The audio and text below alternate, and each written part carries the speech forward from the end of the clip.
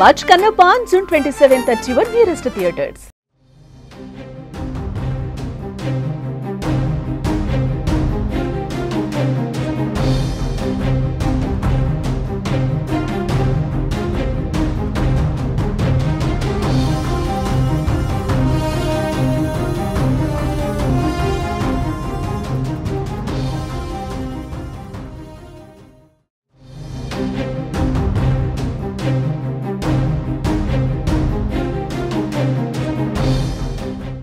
రైతు భరోసా డబ్బులు ఇవ్వలేదని తండ్రి నాలుక కోసేశాడు కసాయి కొడుకు.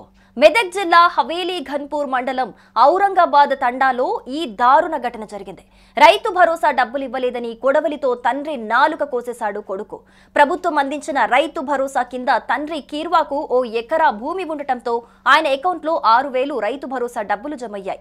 అయితే అతని అనారోగ్యం దృష్ట్యా అందులో నుంచి 2,000 ఆసుపత్రిలో ఖర్చు చేశాడు. అలా ఖర్చు చేసిన అనంతరం 4,000 రూపాయలను కొడుకు సంతోష్కిచ్చాడు తండ్రి.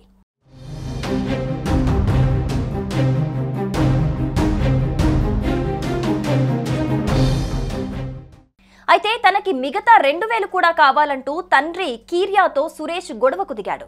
ఇద్దరి మధ్య వాగ్వాదం పెరిగి సంతోష్ తన తండ్రిని ఇష్టానుసారంగా చితకబాదాడు. అంతటితో ఆగకుండా పక్కనే ఉన్న కొడవలితో అతని నాలుకను కోసేశాడు. కీర్యాకు తీవ్ర రక్తస్రావం కావడంతో స్థానికులు వెంటనే మెదక్ ప్రభుత్వ ఆసుపత్రికి తరలించారు. అక్కడ కీర్యా నాలుకకు 4 కుట్లు పడినట్లు వైద్యులు తెలిపారు. ప్రస్తుతం అతని పరిస్థితి నిలకడగా ఉన్నట్లు సమాచారం.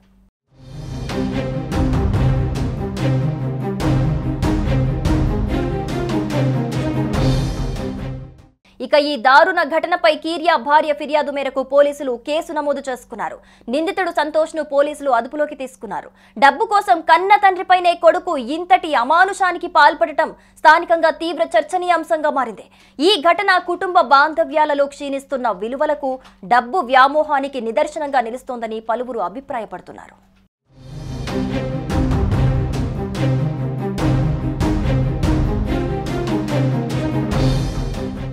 సుమన్ టీవీలో మీ పర్సనల్ అండ్ బిజినెస్ ప్రమోషన్స్ కోసం కింది నెంబర్కి కాంటాక్ట్ చేయండి.